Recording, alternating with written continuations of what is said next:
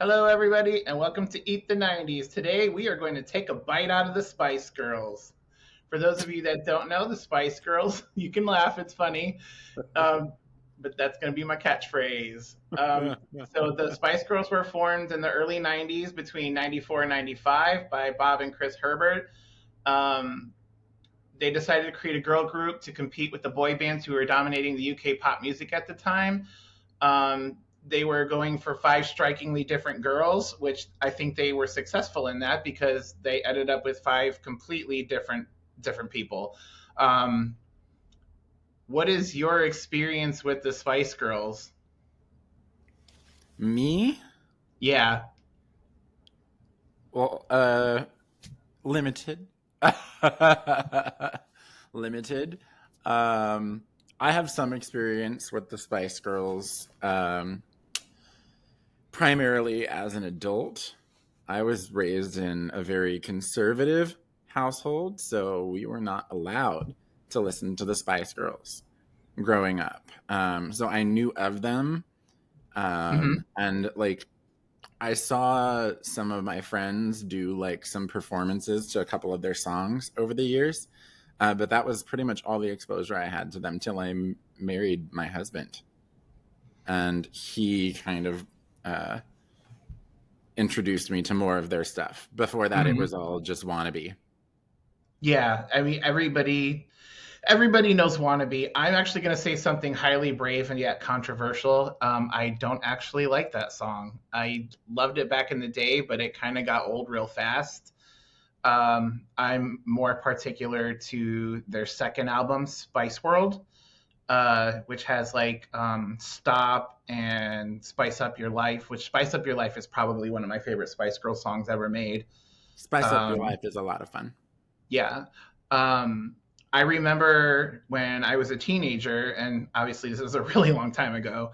Um, I remember being friends with my friend David, and we were both really, really into the Spice Girls. Well, so was his younger brother Jason. Um, and it's actually really funny because Jason grew up to be one of those people that was into death metal and all that like Satanistic stuff. So it's we don't we're not allowed to bring up the fact that he used to listen to the Spice Girls more than we did. Yeah, we kind of when I was growing up, we kind of treated anything that wasn't Christian music as though it was Satanist. Like we Ah, knew, like obviously we knew that it wasn't all expressly wait till you that tell your way. parents about Harry Potter. Uh, at a certain point, we started to be allowed to do a little bit more, and my parents started to see more of the line between like Hmm. religion and life and things. So we started, as we got older, we got to do a little bit more. Um, but it wasn't until I was 16 and got my own car that I got to pick the kind of music I really wanted to listen to. So when we talk about the Spice Girls, I personally think icon for each of them because each one of them had a distinct thing that kind of set them apart from the other girls. It made them easily identifiable. It made them extremely relatable. So no matter who you were, there was always a favorite Spice Girl.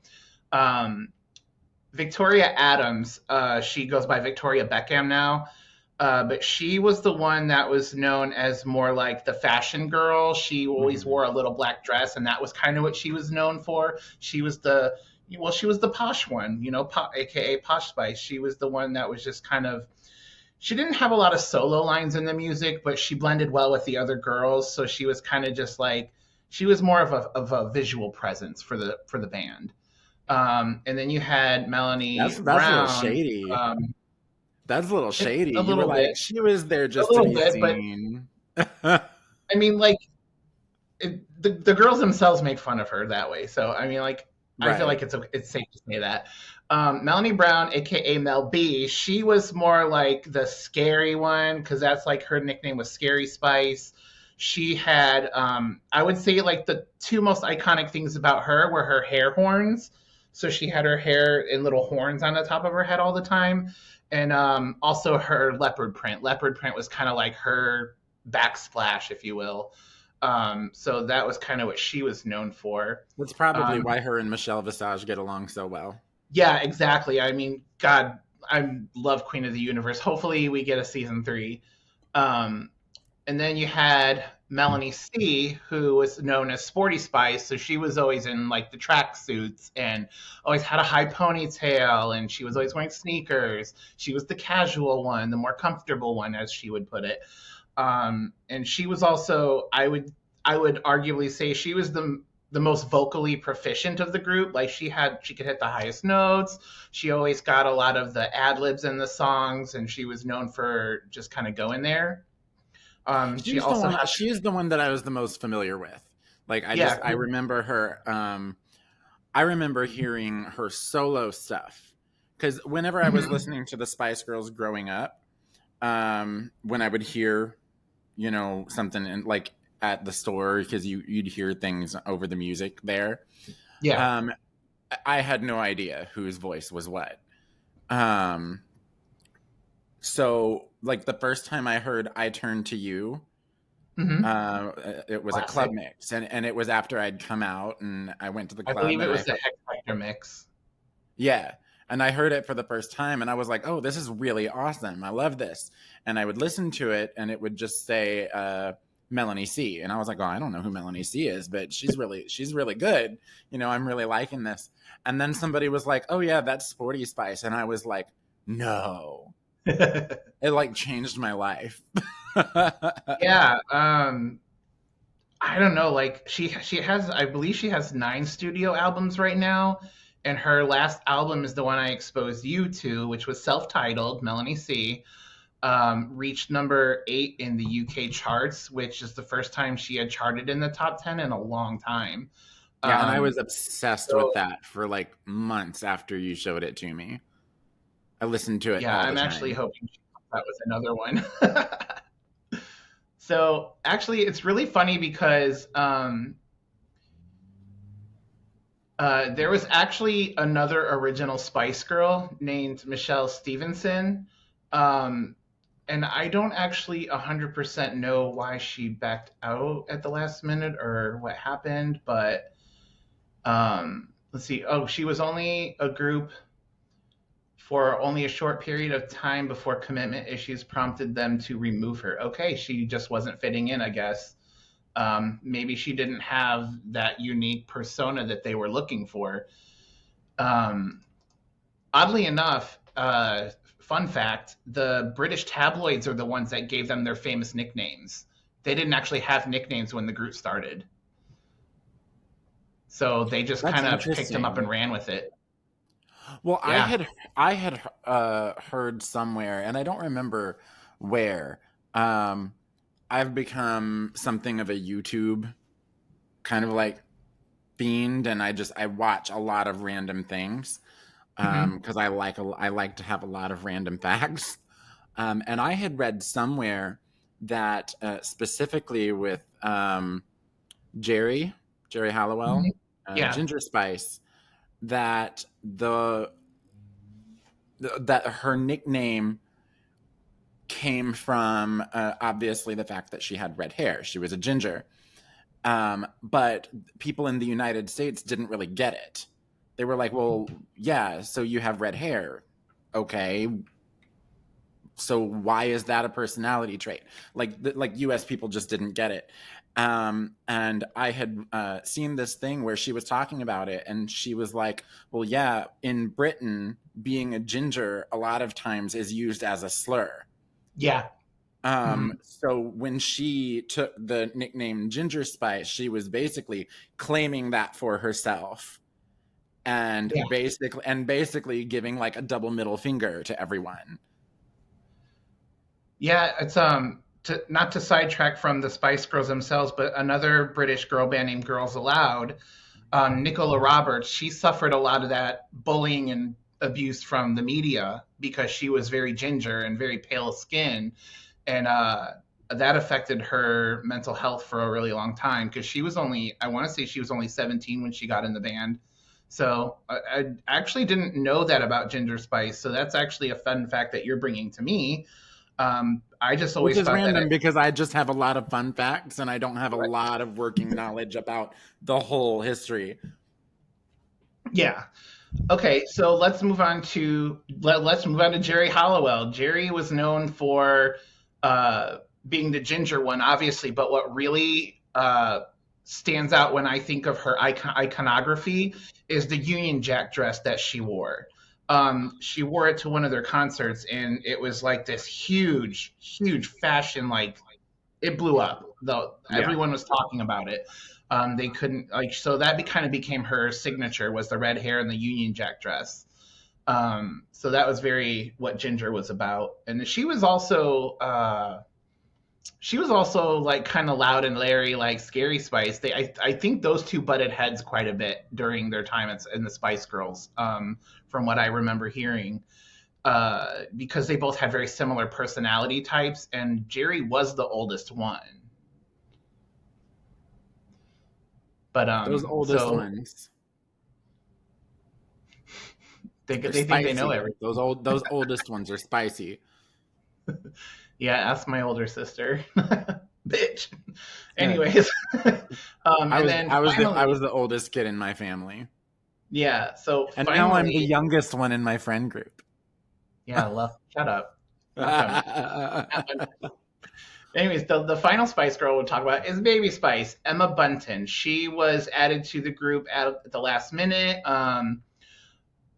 After Stevenson was fired for her perceived lack of commitment, they turned to the vocal coach Pepe Lemaire. I hope I'm not butchering that name, to find a replacement. And his first recommendation declined the offer. So he then recommended his former pupil, Emma Bunton, who auditioned for them and then joined as the fifth member. She was the youngest of the band. She had the baby image down.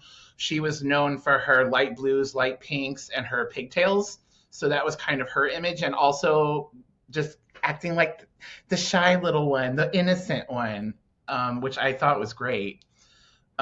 So there you have kind of like this iconography, and I hope I'm saying that word right, of these five women who took the world by storm because nobody could have foreseen how big they were going to be.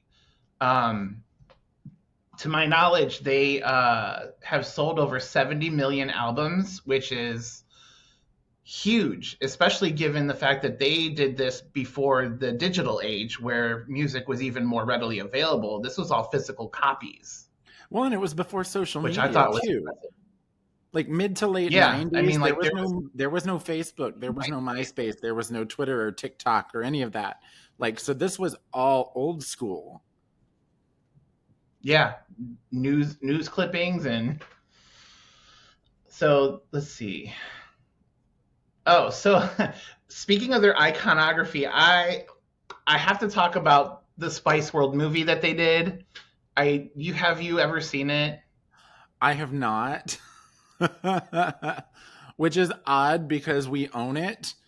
My husband loves it and loved it. But I've just never been like the kind of person who was like, I love this singer or I love this band. Let's watch this movie that is centered around this singer or band. Like Oh, whatever. You saw Burlesque. I've never seen Crossroads Oh, with yeah. Britney Spears No, in it's it. not worth it. It's not worth it. And I've seen Burlesque, but that's not like this is Christina Aguilera, and it's a fictional account of something that happened to Christina Aguilera. Yeah. Okay, I see what you mean. Well, anyways, it's like fictionalizing a story, like creating a story to fit this group, where they're basically playing themselves. Like it doesn't make a lot of sense to me, and I would rather just enjoy their music. So this is okay. So this is the thing about Spice World. Spice World is very British. It's very, very British humor. There is so many different people that guest starred in this movie. We're talking like I know Elton John did, Roger Moore did, Bob Hoskins. A lot of people had cameos in this movie, and what it really was the Spice Girls took the version of themselves that the British tabloids had created and they turned them into characters, which they then played in the movie. So Melanie C was always on a treadmill or always doing some exercises during the entire movie, and Baby was always sitting there with a lollipop in her mouth, acting innocent like the entire time. And what they would do is they would go and they would it was about them having this big concert that they were supposed to go to, and then they had this subplot which didn't make any sense to me about their friend Nicola, who nobody had ever heard of. She was like literally created for the movie, and about her being pregnant. So there was like a parallel between her being pregnant and having the baby, and then them practicing for this gig that they were supposed to have. And nothing in the movie makes sense. Nothing makes sense at all. It was complete gibberish, but it was hilarious. And it's all about like those character moments for me. So like there's a scene in the movie where aliens come down and they want autographs of the Spice Girls. It was a parody on how popular they had gotten. So they were like, yeah, let's have this scene where the aliens know who we are. You know what I mean? Yeah. And then Did you hear that motorcycle go by? no. Some good noise So cancellation. for reference, I am in my basement and JoJo is upstairs. I was gonna say So I don't think you even introduced us at the beginning. I So did. I went straight into it. if people are watching, they have no idea who the fuck we are. Like, Yeah, this okay. Well, I'm sure the people watching know who I am because I created the group, but and I invited my friends. But for those of you who do not know, this is my friend Josiah, aka JoJo. hi. I brought them here to be my first guest star on the show, on the podcast, to because they don't have a lot of experience with the Spice Girls, so I figured they would have interesting questions. And for those of you who may want to make comments or anything on the recording, their pronouns are they them. So just so you know. But anyways, this movie was really, it was just really tongue in cheek. Everything about it was, all the girls were exaggerated versions of themselves, and they performed their music several times in the movie. And I don't know, it was just dumb. It was dumb good fun. The cool thing about the movie was it was released in December of '97, and well, that's when it premiered, and then it came out December 26th, so the day after Christmas. And it had a budget of 25 million and went on to make 100 million. So it made what, four times the, is it three times or four times? Because it made 100 million. That's four times 25, right? What? Nobody came here to listen to me do math. I promise. They made a lot of money, so we're just going. Yeah, we'll leave it at that. You started saying numbers and I tuned out for a second. That's okay. So did I. I got my degree in music education, not math. So I'm actually looking at the list of people who were in the movie. Alan Cumming was in it. Meatloaf was in it. Barry Humphries, Elton John, Bob Hoskins, Jennifer Saunders. I know her. Stephen Fry. He does a lot of cartoon voices and stuff. Didn't Stephen Fry play Hagrid in the Harry Potter movies? Let's find out. And Jennifer Saunders was Ab Fab. Yes, Wasn't she? I do know that. I believe so. Let's see, hold on. I don't think that's the same guy, because Stephen Fry is still alive, and I think the guy who played Hagrid passed away, didn't he? I am not sure. Are you Googling it? I am. Good. Between the two of us, we'll get an answer. No, that was Robbie Coltrane. What? Okay. Who am I thinking of? I know who Stephen Fry is, and I've seen him in something else, and I'm trying to remember what exactly I saw him in.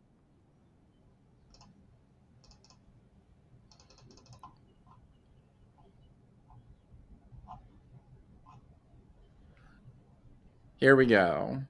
IMDb. He's gonna have a long list of stuff. Yeah, of course. Like he's been around for a long time. He does Yeah, do a so lot of voiceovers, but that's not where I've seen him before. And I know I've seen him on the Graham Norton show a lot.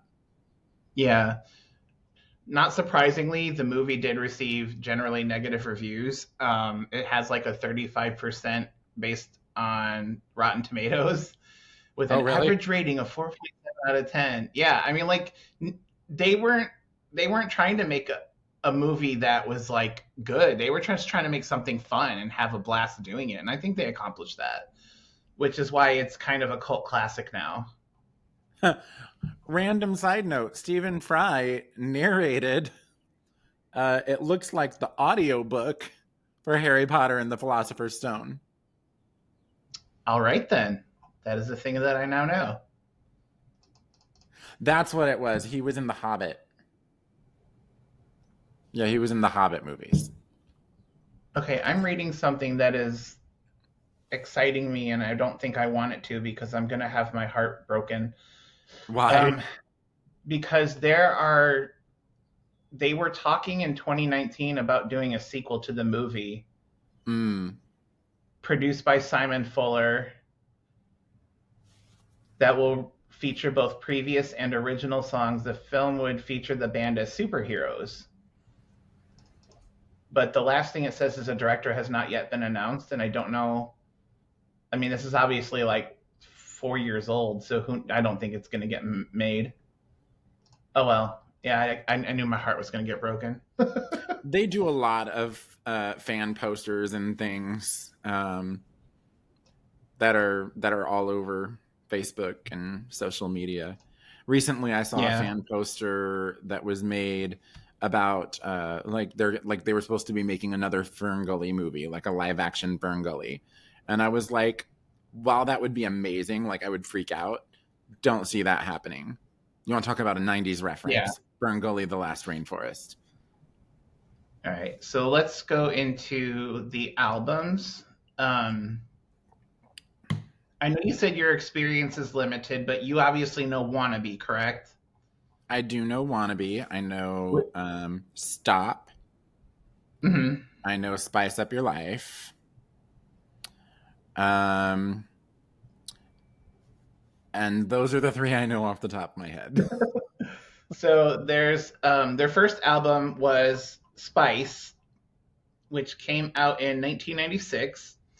Um, let's see, the five singles were "Wannabe," "Say You'll Be There," "To I do Become know that One," one.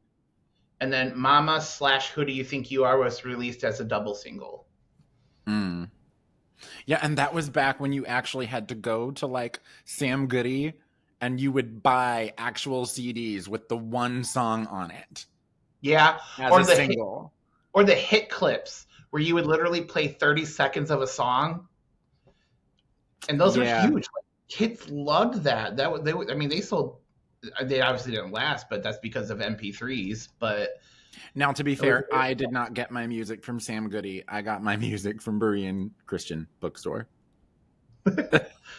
um, so those are the main songs. They had all four singles went to number one on the UK singles chart and on the. It says on the Hot 100, the album spawned three top five singles, so that's pretty good for the US. Um, their second album was my personal favorite, which was Spice World, and that came out in November of '97. The singles off of that one were "Spice Up Your Life," "Too Much," "Stop," and "Viva Forever." "Viva Forever" is probably my favorite music video they had. In the video, it was like a stop motion video mixed with live action, and it was about this boy in the forest, and he finds this giant gumball machine, and when he opens the gumball machine, the little fairies pop out, and they're the Spice Girls, and they like lead him through the forest on a little adventure. I just remember it's really cool. It's a ballad though, so if you're not into ballads. I don't know it. So No, I just meant like you I'm did I'm asking mention like, Say You'll Be There, and that was another song I knew what it was. okay, so this one I said okay, it came out in November '97. Let me see what else. Oh yeah, and they re-released it for their 25th anniversary, which was last year.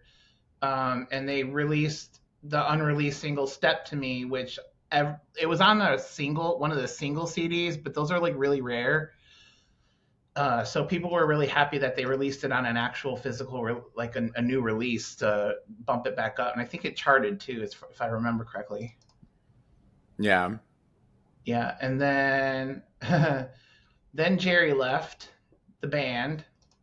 Um, I remember that. And I remember that was like huge.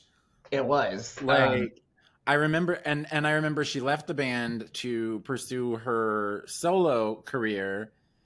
I remember walking down the mall and seeing a cutout of her and the name of her album. You're much more researched on this, so I know you've got like some information in front of you. Like I'm mhm. just pulling things up from my memory right now.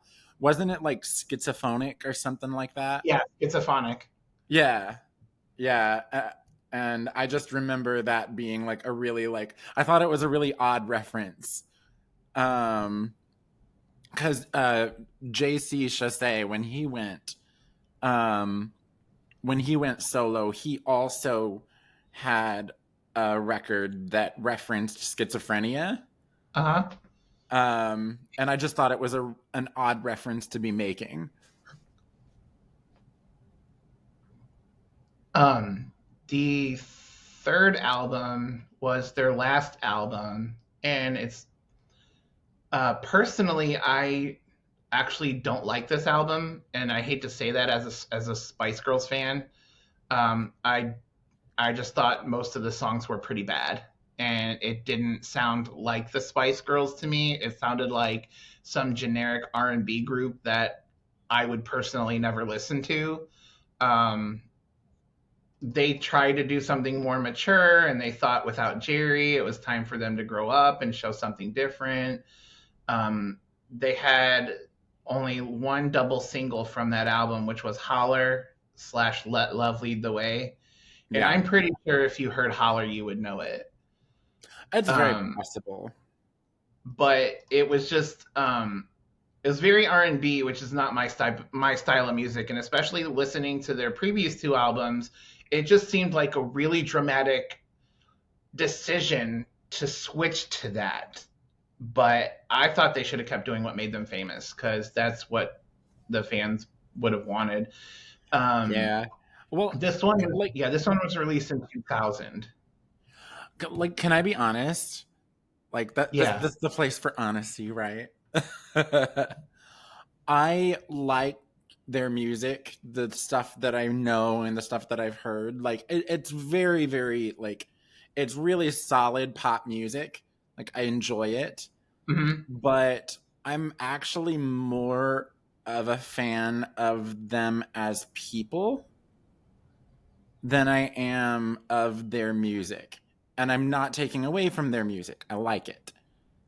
But I like them individually Hmm.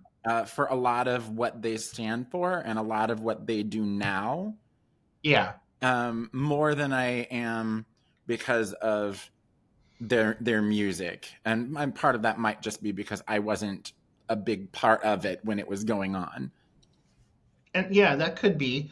Uh, I do think that they were a product of their time. Um, I do think that this would be like the perfect time for them to make new music. Bands from the 90's are making huge comebacks right now. Steps, Aqua, um, just a lot of different bands are coming back and making music. Bewitched. Ever Uh, since I became friends with you, you've been like reintroducing me to a lot of these 90s bands that I didn't know because of mhm. my upbringing. It's been interesting. Some hits, some misses, obviously. I, But I've enjoyed Steps. yeah, Steps is my favorite. But yeah, it was kind of sad to see the Spice Girls go out on such a sad, like a to me a sad note, because uh, given how popular they were and how quickly they became famous and everything, it just to me seems very bittersweet for them to have broken up the way that they did. Uh, I don't know. I feel like if they had stuck with their original music, they might have lasted longer. But on the bright side, I did get a bunch of solo albums from them out of it. And Melanie C, who is obviously my favorite Spice Girl, has 9 albums, so she's doing great Yeah. on the solo And I front. love her. I love her.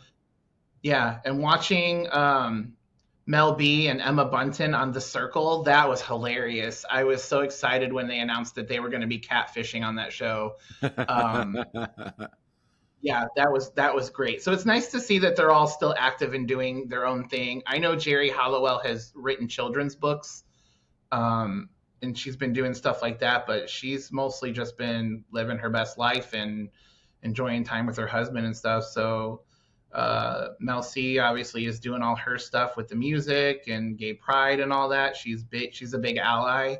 Um, she did a single called High Heels that had Sink the Pink, which is a drag group. So they were featured in the video, which I thought was great. Um, and Well, and let's talk. Victoria has her fashion empire. Well, and let's talk for a What? moment too, because you were talking about how Melanie C is a huge ally for the LGBT plus community, Yeah, and obviously, like we are representing the yeah, LGBT plus community as we know it. We can't speak for everyone, obviously, but like let's talk a little bit about why our community in particular felt like we really identified with the Spice Girls because they were huge for us. And every single one of us, like we can tell you, even me who wasn't around at the time, I can tell you who my favorite Spice Girl was. hmm Based on my knowledge and based on which one I identified the most with. So what do you think it is about the Spice Girls that spoke so much to our community? Well, what's the answer to that question though? Who's your favorite Spice Girl? Mel C. Duh. But again, and that's kind of a loaded question because when I was a Yeah, kid, my only exposure to them was Wannabe, and it was all audio. I never got to see the music video, so I didn't know who was singing what. yeah, Um, so all I had was that audio and then the visual that I was yeah. looking at. So when I was a kid, I would have told you my favorite was Baby Spice because I liked her look. I hmm thought she was pretty, you know. And as a little closeted gay Christian kid, I just liked the thing that I thought was pretty, Yeah, because I couldn't like talk about those sorts of things.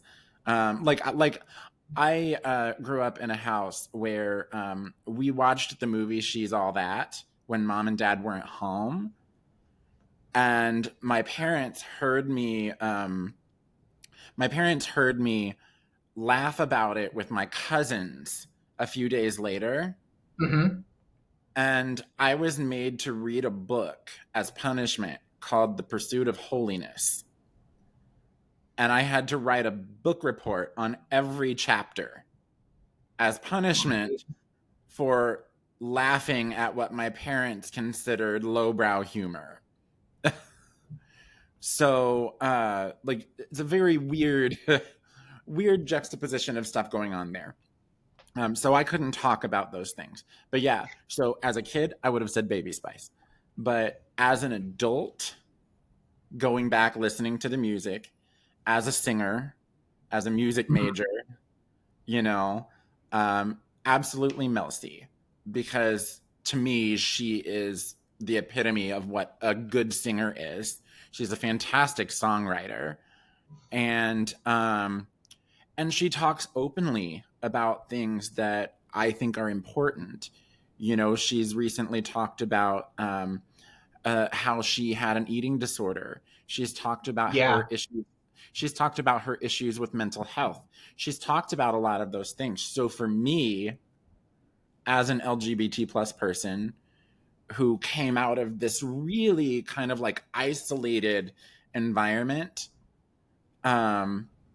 only to come out into a community in the early 2000s that at the time was still very fragmented because we didn't have the connections that we have to each other today. We were still very isolated from each other.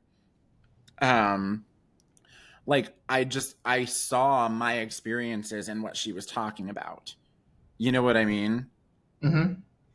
Like she made a big difference for me and how I viewed myself as a person with an eating disorder, as a person who had specific mental health struggles.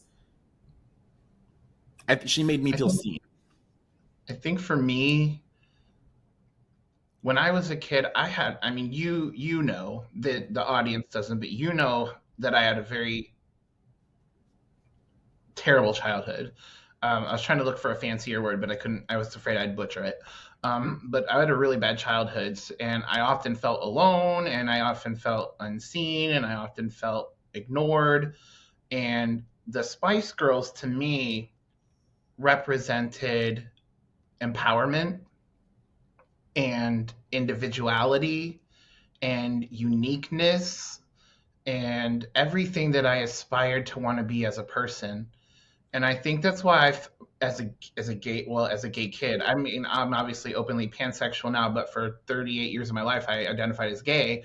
As a gay kid, I really connected with the message that they had for the world, and they were just, to me, really great people. So I didn't care that they may not have been the most technically proficient singers, or maybe they didn't have the most intricate choreography, but they worked. They worked as a group. They worked as mentors. They worked as influencers. I mean, they were influencers before there were influencers, really. I mean, they influenced millions and millions and millions of people, and they did it in a very short amount of time. So to me, that says more about who they are as people than necessarily just some random musical phenomenon, because I Yeah, don't think that the group would have been successful without those five women. I could agree with that. So Michelle Stevenson, wherever you are, I'm sorry you didn't become a Spice Girl, but maybe it's better that way. And Mel C, wherever you are, you will probably never see this, but just know you made a huge difference for at least one closeted, terrified gay kid. Two. I still have Mel C's signed book and I haven't read it yet. I have to be in the mood to read because that requires brain cells, and we know I'm severely lacking. Okay, I thought that would at least elicit a laugh, but that's I life. was drinking my Celsius. um, do you have any questions or anything else you want to talk about before we wrap things up? I don't think I have any real questions. I think that the Spice Girls were very much, like you said, a product of their time, and they really fit into what was happening in the music scene overall at that time, because you saw very similar things happening in the United States um, with our own groups here, Yeah, with groups like the Backstreet Boys, NSYNC. Like it was very boy band heavy over here, yeah. but it was kind of a trend that was happening everywhere, you know. And the Spice Girls really kind of started that. Oh, for sure. Like none of that would have been possible without them. Like that's for sure. I'll never believe anything else. You could tell me, Well, you could show me evidence that they didn't start that movement, but I would never believe you. I look forward to seeing what you are going to do with future episodes of this podcast, and I'm sure I will be back as a commentator for several more in the future, maybe on a subject I'm a little more knowledgeable about. Um, I'm excited for this project that you're doing, and I'm looking forward to having you work with me on mine. Mine is Yeah, going to and be mine is going to be a little less lighthearted.